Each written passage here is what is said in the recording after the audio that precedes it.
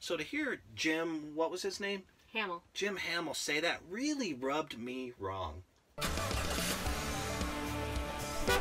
Along these roads we roam, we find adventure through traveling, camping, boondocking, and exploring. Hello everybody and welcome to Vlogcast episode number 80. My name is Russ. And I'm Carrie. And we're a couple living full-time in our little guy Max. Today is Wednesday, February 27th, and we are in El Paso, Texas. Yes, we are. We are back home. Yeah, just for a little bit. I need to get glasses, and our optometrist is here, and we were able to get in real quick, and it really wasn't too far from where we were, so we figured it was just easy to head back home and get that taken care of. Well, it's actually not home. Home is where we roam now, so head back to what used to be home and get that taken care of. And get the dogs, their checkup, so we were able to get them back to their vet, which made it a lot easier. So we were able to group a bunch of stuff in for the couple days that we're going to be in the area. Yeah, it just makes sense. So today is RV News Wednesday. Today we're going to cover some of the things that we've found of interest, and we wanted to share it with you. So if you're watching this, you're probably interested in RVing or nomadism. We've got some interesting stuff to cover today. Some crossover or I don't know if it's crossover. What is it? Follow-up. Follow-up from last week. But yeah, there's some interesting stuff going on. Well, the first one that we're going to cover is Junction City in recovering from Winnebago move. So last week's story we did with the Erwin Hymer group and how they laid off 900 people got me thinking, is there a trend going on? Is this going to be happening more? And then we came across this article where 220 jobs were cut from this Junction City, Oregon Winnebago place. Yeah. And your first reaction to that was, what's going on? I couldn't understand, you know, because this is supposed to be, I think it's the third best year in sales in years. So I was like, how can that be happening? But the further you dove into it, it made sense a little bit. So this is what we found out. They are planning to keep 30 people there at that site, and that's just for RV service operations. The company is actually relocating, so that it's not like the Erwin Hymer North America group where it's just done. Yeah. They're actually relocating to Forest River, Iowa. Which is where most RVs are made anyways. A lot of them, yes. Yeah. So what they've done, though, they interviewed one of the employees that was being let go, and they said they really like how the company is handling this. They've offered a lot of the employees relocation packages, so it's not like you're done. If you still want to work for the company, we can move you out to Forest River if you're interested. That's very good, you know, I mean, because you hate to see these people lose their jobs, their livelihood. So one of the questions that was asked was, why are they moving? You know, that's one of the things that was on my mind. Well, Forest River is offering some pretty hefty, to the tune of $500,000 in tax refunds. Yeah, tax incentives. Yeah. Let me look at my notes here. $361,000 in state tax refunds, and the city itself is offering $155,000 tax abatement. So if I were a business, that's an incentive, definitely. Yeah. They did do a further an interesting thing about this city. 11 years ago, Country Coach, boy, that's as bad as RTR. You did yesterday. That's a tough one to say, yeah. 11 years ago, they were in Junction City, Oregon, and they shut down and they let go 1,800 people. Yeah. So this town, it's not something new to them. But when they asked community members about this news, if it's going to affect them, they said, not to sound mean or anything, but 200 jobs isn't going to impair us the way the 1,800 did. Yeah. So yes, it is horrible for these families. They've got some options. I think Winnebago is even doing some retraining and stuff to help people. Yes, they brought in some people for that as well. Exactly. So very stand-up of Winnebago. Well, I think the biggest difference is Erwin Hymer. Oh yeah, they just shut down. They shut down. They just had no choice. They had no options left. And speaking of, let's roll on through to that Erwin Hymer bit. Yeah. Because as we had kind of mentioned, we expected there to be fallout, and the fallout is starting. Yeah. warranties. That is the big issue that we saw in the news this week. Hymer was known for their warranty. Yeah, their 6-year warranty. You know, here that's a huge problem because let's say you buy it, you just bought it this year. You're not even a year in on a 6-year warranty. Even if you're 5 years in and something goes wrong, if the company's no longer there, how do you get your warranty repairs? And then the dealers don't even know how to handle this now. So all that is trying to be worked out. There's a lot of people upset. I would be. Because they are upset, the former CEO of the North American group, Jim Hamill, he's been under a lot of scrutiny. He has reported that he's been receiving death threats to himself and his family. I don't doubt it. He said he feels bad for the families affected, but he's not to blame. You know what? So I disagree with that wholeheartedly. If you are the CEO of the company, chief executive officer, and you have the problems that you guys are having, guess what?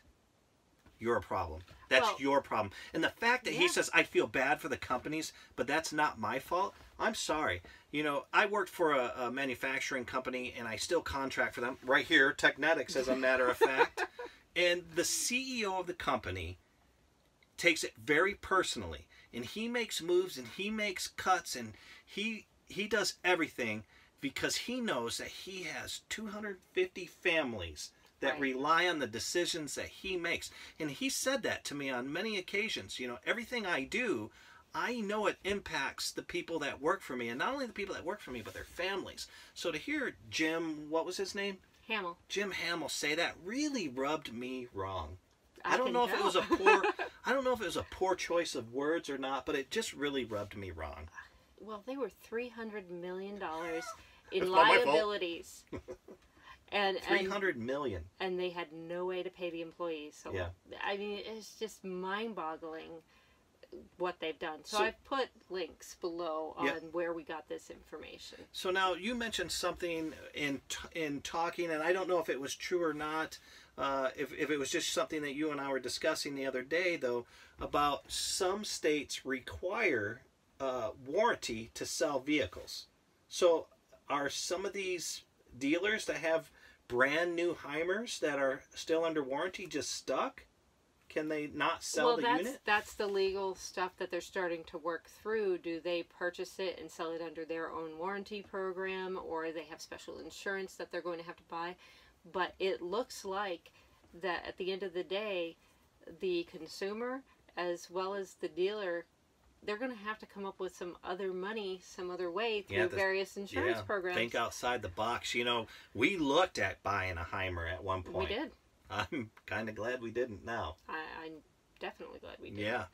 Let's move on to a little bit of a different topic with Oregon. We're going to be going through there. So I was looking at a lot of stuff in Oregon.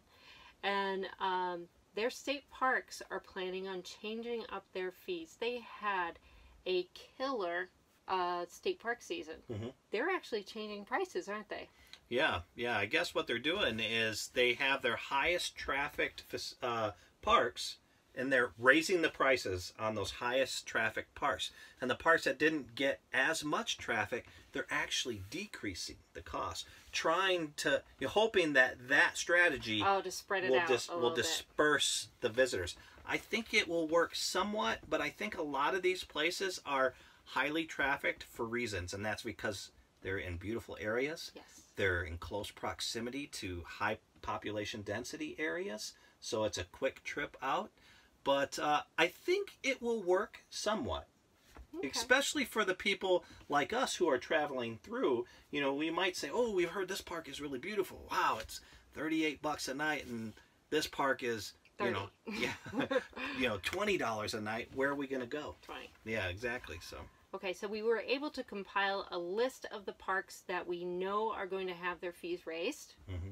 Lookout State Park, Fort Stevens State Park, Tumalo State Park, as well as Beachside State Recreation Site, Ainsworth, Detroit Lake State Recreation Area, and Wallowa Lake State Park. I probably didn't say Wallowas, right? Yeah. You know, so they had those listings, but we couldn't find anywhere any listings of the parks that are decreasing. So be on the lookout for that. Maybe you are aware of that. Leave it in the comments below. Let us know. All right, let's roll back a little to that fallout from the Erwin Hymer, because this is tied to that as well. This Some is like YouTuber news. The entertainment section of the news period. So some of you may have heard of We're the Russos. There are a couple, Joe and Kate, that have been traveling around in their Hymer Class B vehicle. They've been known, they've been sponsored by Hymer for the last year or so as they've traveled around with them. We watch them. So the Wendlands were not the only ones to jump the Hymer ship. Joe and Kate Russo just announced that they too are looking to ditch their Hymer Class B van. And what they did is, or what they said in their latest video, is they're considering all options. They're looking at A's, C's, B pluses, trailer vans, as well as B's. You know what that is? AKA, we're open for sponsors and we don't care what unit you have, we will take it. So they are, maybe they're worried about their Hymer warranty. No, I think they're looking for a new sponsor. I don't know. That's just what it sounds like to me. Well, I enjoyed watching them and I loved Kate. Yeah, Kate's a sweetheart. Yes, I really enjoy watching her. All right. Next part of our celebrity entertainment section that we have is Nomadic Fanatic. Good old Eric. What's his cat's name? Jax. Jax, that's right. Eric and Jax. I may not remember all the names of people, but quiz me on their pets and I'm good to go. Is Nomadic Fanatic selling his RV? On February 20th, Blind Views reported that Eric, Nomadic Fanatic, was selling his RV and his bike, and it has something to do with his lady, Angela. Yeah, well, I saw a video. Eric kind of confirmed a lot of that. On Sunday he did, yes. But he didn't say anything about Angela. No. He just said that he was improving his quality of life. Yeah, he pulled the wrap that he had on his RV, his Class C that he calls Yoda. He was in the process of pulling that off.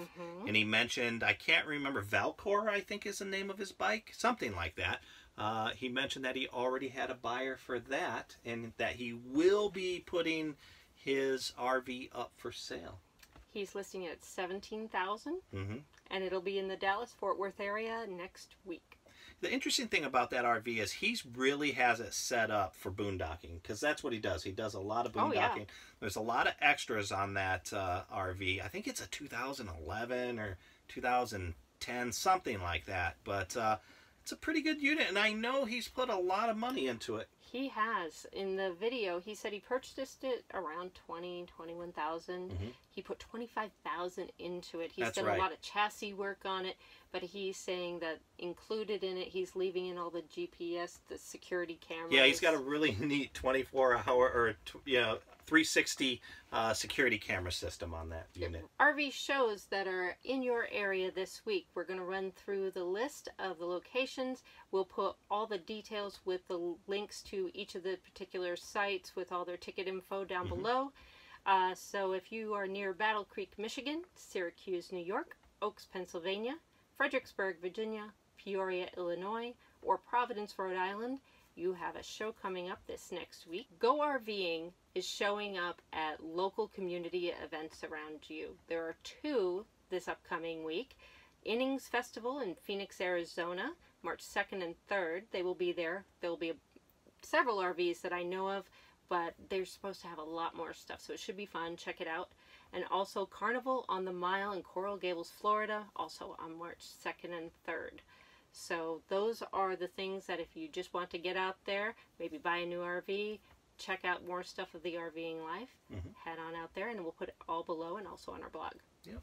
All right, guys, that's all we have for now. If you have any other news or things that you've heard about, get a hold of us. There's a lot of ways to do that. You can get a hold of us at theroadsweroam.com, either through our contact page, or you can click the orange tab on the side of any of our pages on our website that says leave voicemail. You can leave an audio message for us. You can also get a hold of us on Facebook. and we're on Pinterest, Instagram, and Twitter. You can also follow any of our blogs via podcast on Spreaker and iTunes. Yep. That's all we have for you today. We'll see you tomorrow. All right, bye. Bye.